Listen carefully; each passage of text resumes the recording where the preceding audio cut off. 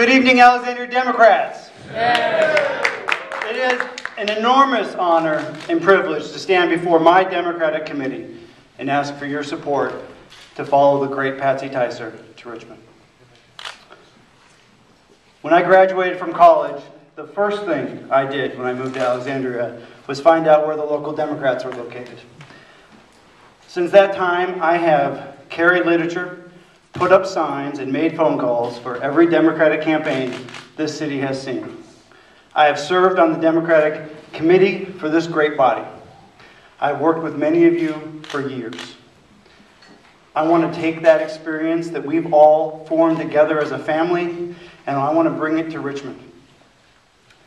I am proud to put the word Democrat on all of my campaign literature and on my signs because of the amazing work we have done together. And I am proud of the work we have done in this city over the last 10 years.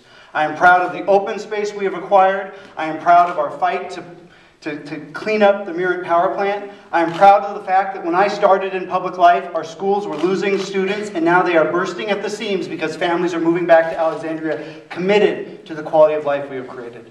I am proud of the fact that we have built a transportation master plan that has a vision for how we connect Alexandria to Fairfax to Arlington that will allow us to create the transportation infrastructure that will guide us for generations into the future. I'm proud of all the things we've done together as a community. And I want to make sure there are people in Richmond who understand them, who can articulate them, and who will fight for them. By many definitions, I shouldn't be standing here tonight. I was born to a mom who was 17 years old. My parents married and divorced very early. And my dad moved a lot for work, so I saw him once a year, twice a year, if I was lucky. Neither of them had a chance to go to college. But my mom made sure from the very beginning of my life that education would be foremost of my experience. She made sure I had access to preschool. She made sure I made my academics come first. So when I talk about education and how important education is to make sure people have the opportunity to fulfill their potential as human beings, I am not just talking about abstract ideas. I am not just talking about people down the street. I am talking about my life with my single mom who fought for me and all the other single moms out there fighting for their kids every day. Because in this country and in this state, no matter where you start in life, no matter what obstacles you have in your way, you should have the opportunity to fulfill your full potential as a human being. And that is why I am running for the state senate. I am tired of the politics that we see around this country that would put people into boxes and decide which boxes matter and which boxes don't.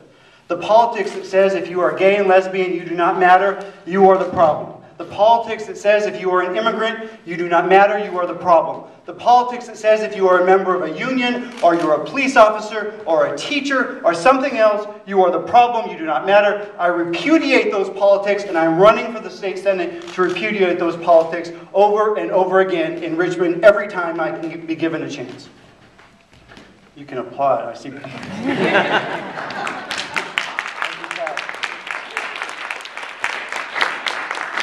If you believe, like I do, that Virginia should be the #1 state in this country for education, I ask for your support so that I can get down to Richmond and help fulfill the work of Governor Kane to make sure every child in this state starts kindergarten ready to learn. If you believe, like I do, that we need an integrated transportation system that connects Arlington to Alexandria to Fairfax, and we need people in Richmond who understand it at the grassroots level, at the design level, at the community neighborhood level, then I ask you to join our campaign and help us go to Richmond.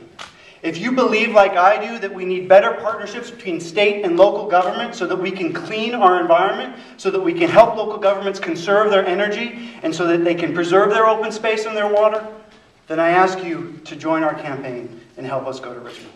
If you believe, like I do, that our hard-working veterans deserve to come home to a state that will give them housing and health care and educational opportunities for them and their families, then I ask you to join this campaign and help us go to Richmond. I believe, because I've learned at the grassroots level as a civic activist, that the best ideas, the new ideas that will move us forward as a people, as a state, as a country, those new ideas come from all of you. They come from our PTAs, they come from our civic groups, they come from our small businesses, our parents, our neighbors, and our friends.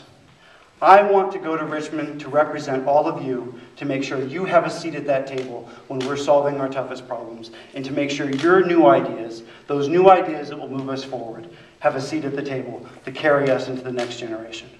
This campaign is about new ideas. If you believe we need new ideas in Richmond, if you believe that we can do better, if you believe we can be more than we already have been, then I ask you to join our campaign, and I'm honored to stand before you and ask for your support. Thank you very much.